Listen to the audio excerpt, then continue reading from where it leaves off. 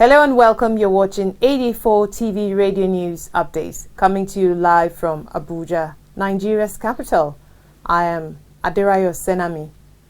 China's President Xi Jinping on Tuesday signed into law the controversial national security legislation for Hong Kong. Beijing says the new law is necessary to deal with separatism and foreign interference, but critics say it will outlaw dissent and destroy the autonomy promised when the territory was returned to China in 1997. The legislation is expected to be enforced by July 1st, the anniversary of the former British territory's return to Chinese rule. Belgium's King Philip has apologized for the genocide done in the Democratic Republic of Congo during the colonial rule. The apology was contained in a letter to DR Congo's President Felix Tshisekedi on the 60th independence anniversary of the country. This is the first time a Belgian monarch is formally expressing remorse for the genocide. In recent weeks, thousands of Belgians have protested and vandalized statues of Belgium's colonial leader, King Leopold II, and a statue of the city monarch has since been removed from a public square in Antwerp, Belgium. King Philip is the direct descendant of King Leopold II. Meanwhile, lawmakers in Gabon on Monday voted to decriminalise homosexuality, which, if it scales through, will make the country one of the few in Africa to reverse the ban on same-sex relationships.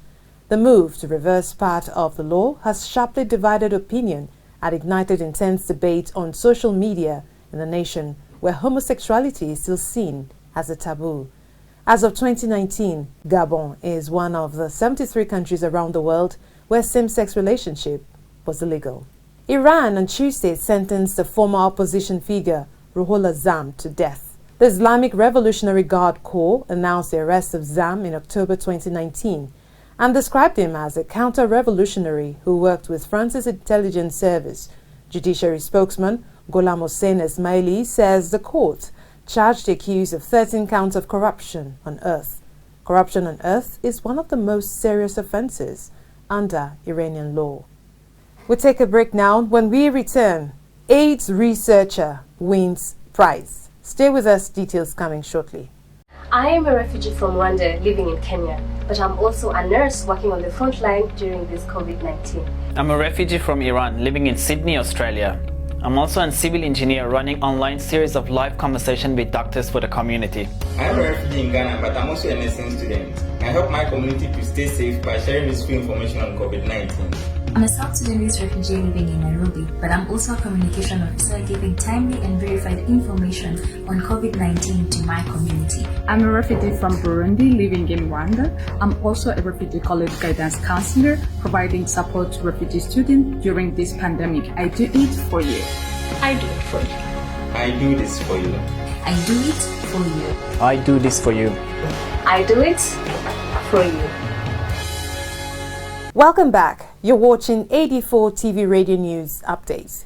A South African human immunodeficiency virus HIV researcher, Quraish Abdul Karim, has been awarded one of France's top science prizes.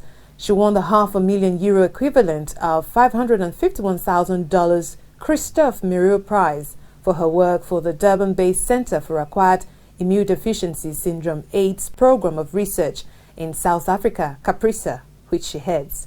The Institut de France, which runs the prize, praised her work, tracing the cycle of transmission of the virus, with young women generally getting it from men 10 years older. They also hailed her work on vaccines for the virus and how to treat people who have tuberculosis and are also HIV positive. In Nigeria, the Comptroller General of the Nigeria Immigration Service, Muhammad Babandede, on Tuesday in Abuja, warned applicants not to patronize fake recruitment sites because the NIS does not charge for recruitment. Babandede said the service will announce its official recruitment and notifications through credible Nigerian dailies and media platforms for the attention of the public.